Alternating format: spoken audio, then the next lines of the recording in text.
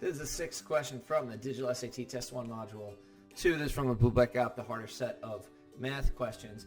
You got a rectangular region, the ratio length to width is 35 to 10.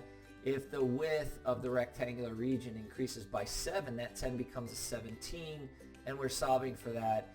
Now, first off, how much the length change to maintain the ratio? It's got to be another increase, so the decreases are gone.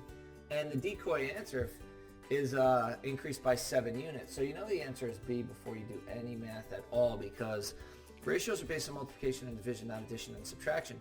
But if you do cross multiply and set equal, you get 10x equals 35 times 17, and if you divide both sides by 10, well, actually you get 10x equals 595, then divide both sides by 10, x equals 59.5. And if you do that 59.5 and you subtract the 35.0, sure enough, you get that 25.4. To see the whole length video, check us out on YouTube. Bobby Masters Learning Center. Have a great day.